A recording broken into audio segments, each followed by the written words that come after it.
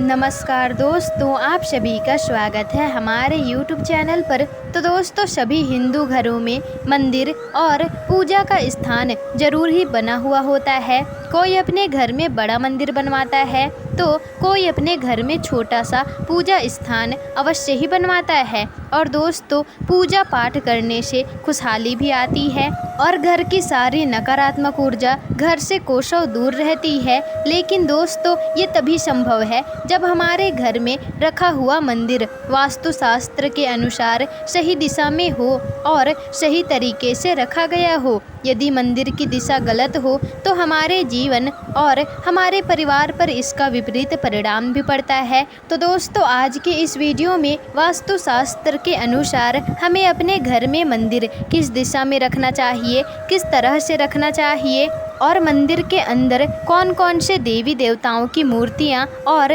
तस्वीर एक साथ रखनी चाहिए या एक साथ नहीं रखनी चाहिए, आपको इन सब के बारे में जानकारी देंगे, जिससे उनके आशीर्वाद से हमारे जीवन में भरपूर खुशहाली आती रहे। और दोस्तों, क्योंकि हमारे शास्त्रों में बताया गया है कि कुछ देवी देवताओं की मूर्तियां एक साथ भूल कर भी नहीं रखनी चाहिए, ऐसा करने से इनका नकारात्मक प्रभाव हमारे घर पर पड़ता है। तो चलिए दोस्तों, जान लेते हैं वास्तुशास्त्र के अनुसार हमारे मंदिर से संबंधित महत्वपूर्ण बातों को। तो दोस्तों, सबसे पहली बात, हमारे घर में मंदिर एक बहुत ही पवित्र जगह है। और दोस्तों, पुराने ज़माने में घरों में मंदिर के लिए एक स्वतंत्र कमरा हुआ करता था, लेकिन आज के छोटे छोटे घरों में ये संभव नहीं है। और दोस्तों, लेकिन आप अपने घर में वास्तु के अनुसार मंदिर बना सकते हैं। इसके लिए घर के ईशान दिशा को सर्वोत्तम माना गया है। और दोस्तों, एक महत्वपूर्ण बात कि मंदिर में केवल देवी देवताओं की ही तस्वीर या फिर मूर्ति रखना चाहिए। दोस्तों, अन्य साधु संत या फिर अपने मृत पूर्वजों की तस्वीर भूल से भी मंदिर में नहीं लगाना चाहिए। ऐसा करने से देवी देवताओं का अपमान होता है। कई लोग साधु संत या फिर गुरु को अपने इष्ट देवी देवताओं के ऊपर का स्थान दे देते हैं, लेकिन यह गलत है दोस्तों। वास्तुशास्त्र के अनुसार ऐसा करना अशुभ माना गया है। और तीसरी बात, किसी भी देवी देवता की एक से अधिक मूर्तियां कभी भी नहीं रखनी चाहिए और एक दूसरे के तरफ पीठ करके तो बिल्कुल भी नहीं रखना चाहिए।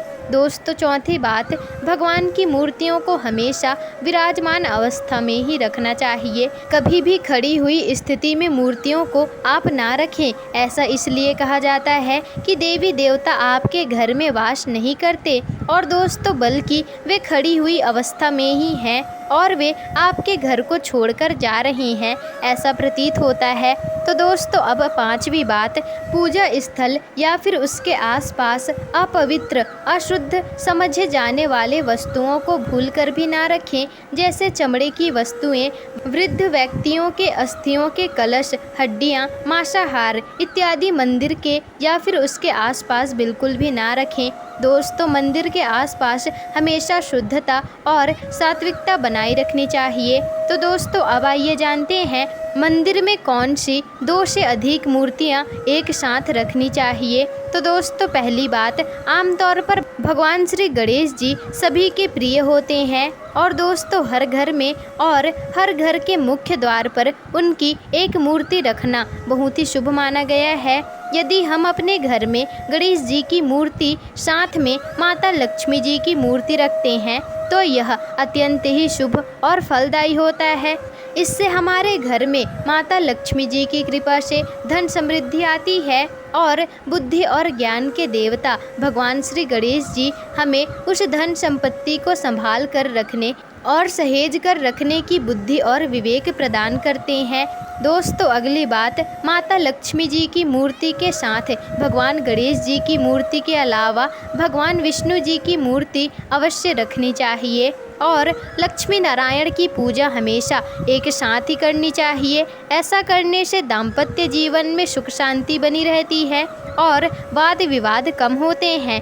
दोस्तों तीसरी बात, भगवान श्री कृष्ण अपनी राधा रानी के बिना अधूरे माने गए हैं, इसलिए हमें भगवान श्री कृष्ण की पूजा हमेशा राधा जी के साथ ही करनी चाहिए। भगवान श्री कृष्ण की मूर्ति कभी भी अकेले ना रखें। राधा रानी ना हो तो आप श्री कृष्ण के साथ गौ माता की पूजा अवश्य करें।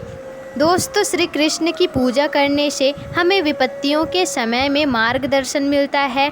और अगली बात दोस्तों, यदि हम त्रिदेव कहे जाने वाले ब्रह्मा विष्णु महेश जी के साथ में मूर्ति या फिर तस्वीर की पूजा करते हैं तो हमें सृष्टि के तीनों मुख्य देवों की कृपा एक साथ मिलती है। और दोस्तों पांचवी बात, घर में हनुमान जी की मूर्ति या तस्वीर अवश्य ही लगानी चाहिए। संकट मोचन हनुमान जी हमारे संरक्षक होते हैं और हमारे सभी कष्टों का हरण करने वाले हैं। लेकिन हमेशा ध्यान रखें दोस्तों, हनुमान जी की मूर्ति या तस्वीर ऐसी जगह रखनी चाहिए जिसमें उनके साथ प्रभु श्री राम जी जरूर हों। और राम जी के अलावा यदि माता सीता और माता लक्ष्मी जी भी साथ में हो तो यह तो और भी अच्छा होता है। दोस्तों हनुमान जी श्री राम जी के परम भक्त हैं और यदि हमें श्री राम और हनुमान जी की कृपा एक साथ प्राप्त करनी है तो उनकी मूर्ति या फिर उनकी तस्वीर एक साथ अवश्य ही रखनी चाहिए। हमारे सभी संकट इससे दूर होते हैं। और दोस्तों अब छठवीं बात, शिव जी और माता पार्वती की साथ में पूजा करना बहुत ही ज़्यादा शुभ होता है। और श्रावण माह में तो इनकी पूजा विशेष रूप से की जाती है। ऐसा करने से विवाहित लोगों का दाम्पत्य जीवन सुखमय बना रहता है और घर में सुख शांति बनी रहती है। सातवीं बात दोस्तों, घर के मंदिर में भूल से भी शनि देव, काल भैरव और माता काली की मूर्तियां भूल से भी ना रखें।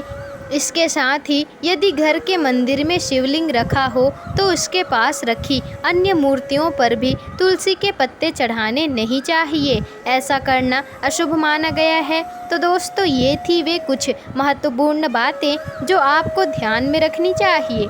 तो दोस्तों आज की वीडियो यहीं पर समाप्त होती है। आपको वीडियो में दी गई जानकारियाँ कैसी लगी हमें कमेंट करके ज़रूर बताइएगा। और अगर वीडियो पसंद आई हो तो वीडियो को लाइक शेयर कमेंट और चैनल को सब्सक्राइब जरूर ही कर दीजिएगा, जिससे कि आपको ऐसे ही जानकारी पूर्वक वीडियोस आगे भी मिल सके।